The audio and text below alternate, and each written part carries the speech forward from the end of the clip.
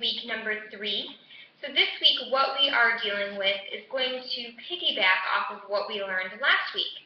So remember how last week we talked about medical asepsis? Well, this week you're learning its counterpart, surgical asepsis. So that's going to deal with chapter 42 and 44. I'm really only going to focus on chapter 42 in this video, so please make sure that you are reading over your own chapters and making sure that you know all of the material that you need for this week. So let's start with surgical asepsis. What is it? So last week you learned that medical asepsis is a clean technique. Well, surgical asepsis is called a sterile technique. And what I mean by a sterile technique is it's really going to make sure that we kill any microorganisms that could potentially invade the body and harm them. Some examples of what we use for surgical asepsis are things like sterile scrubs, sterile attire, draping with sterile drapes, and sterilizing your instruments. So let's start there. Let's talk about sterilizing instruments, because it's something that we'll be dealing with in class this week. So to start the process of sterilizing instruments, you always start with sanitizing them. Sanitizing means that you're going to scrub the instruments to remove microorganisms. This is generally done by you start soaking them in a distilled water solution. Reason being, you don't want to use tap water because it still has bacteria and microorganisms in it. We're trying to get rid of all of that. We don't want to add more to it. So distilled water does not have any of that. Okay? You're going to have a second container that has distilled water and surgical soap. And that surgical soap is not like hand soap. It's much more acidic, generally has a pH of around 7. And what its job is to do is to really help remove those microorganisms. Okay? If you have objects or instruments that are hinges, so like scissors, you want to make sure that they're opened all the way up completely so that way we can get microorganisms out of the hinge part. Okay. After they've been sitting in the surgical soap, we will take a scrub brush and scrub them, and then place them back in the distilled water for rinsing. Now after we've rinsed them, what we're going to do is lay them on a cloth to dry, and we want them to dry completely before you move on to disinfecting them. Reason being, if you leave any wet spots, it will help grow microorganisms as opposed to kill them. So disinfecting, how we do that is a process called pasteurization. So what we do during pasteurization is we really stop or inhibit the growth of microorganisms. It's really what we'll use for things that can't go in an autoclave. Maybe the steam and the high heat levels of the autoclave are too much for an instrument, so we'll use a disinfectant instead. And disinfectants have 4 levels. They have a low level, an intermediate level, a high level, and a sterilant. Please make sure that you understand what the 4 levels are, what's used in those 4 levels, and what we could sterilize or disinfect things with in those 4 levels. Okay? Final piece is actually sterilizing our instruments. So this means that we are going to destroy all microorganisms, including those endospores. And that's usually done one of 4 ways. We use dry heat, we're going to use gas, we're going to use a chemical sterilant, or we're going to use an autoclave. And an autoclave is used, it uses heat and steam to clean our instruments and sterilize them. Now because we're going to be dealing with some sterilization and autoclaving, that's what I'm going to talk about this week in the video, but you really should know the other 3 types, what their uses are, when you would use them, and what is used with them. Okay? So again, autoclaves use steam to help clean our instruments, and before you can just put things in an autoclave to clean them, they have to be wrapped in certain materials.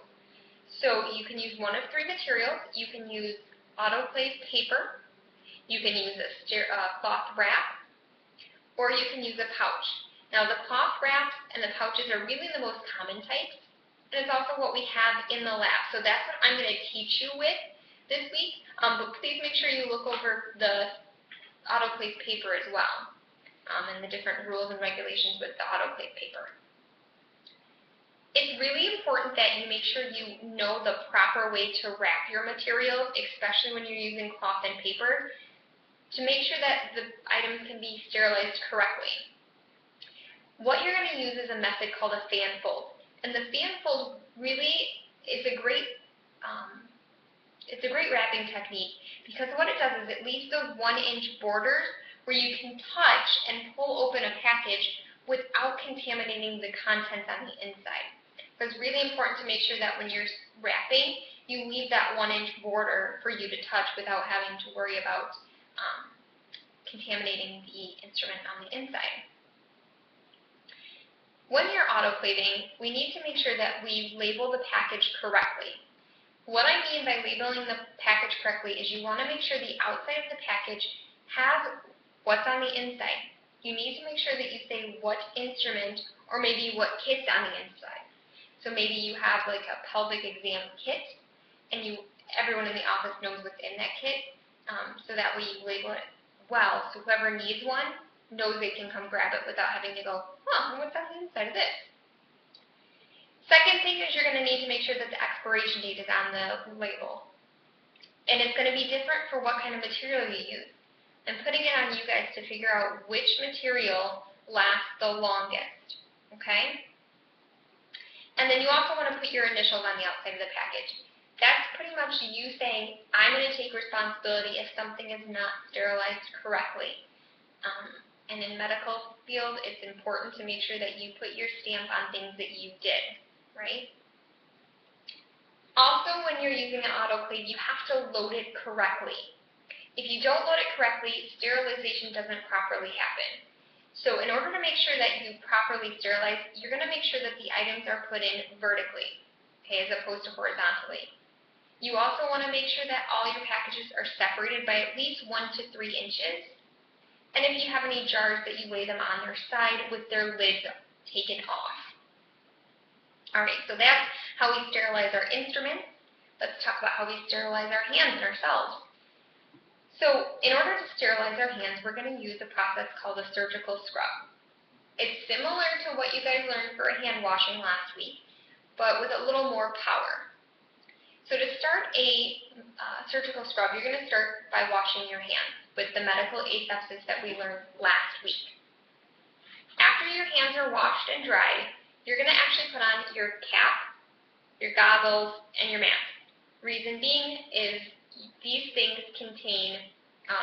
are not really considered sterile, but we also have to touch our hair, we have to touch our eyes, and we have to touch our mouth and our ears and our face to put on our masks. So those things still hold bacteria.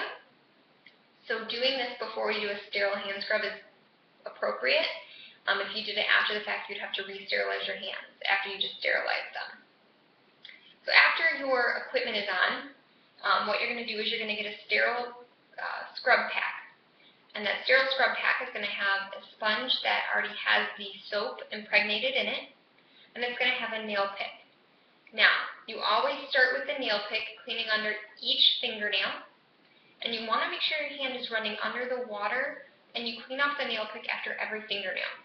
Reason being is you don't want to take bacteria from one nail and put it under the other, and then under the other, and under the other, so making sure that we're cleaning it off in between.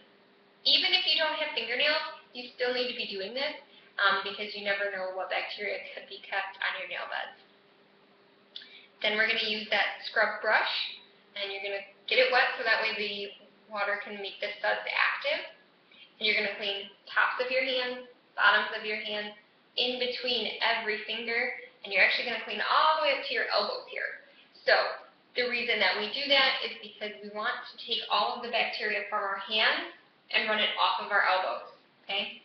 You should be keeping your hands facing upright, like you see me doing here, and you want to keep them above your waist. Anything below the waist is not sterile, so if you were to drop your hands below your waist, you want to make sure that you inform the doctor that you need to re-sterilize, but he may also need to re-sterilize, okay? When you're rinsing your hands in a sterile scrub, you rinse with them facing upward. You start at the tips of your finger and let the water run all the way down, so all bacteria runs off your elbow, okay? Alright guys, those are the big topics for this week. This week in class we'll be doing sterile scrubbing. we'll be doing putting on sterile gloves, a little bit different than what we learned last week. You'll also be sanitizing and wrapping your instruments for autoclaving. You have one discussion post for this week.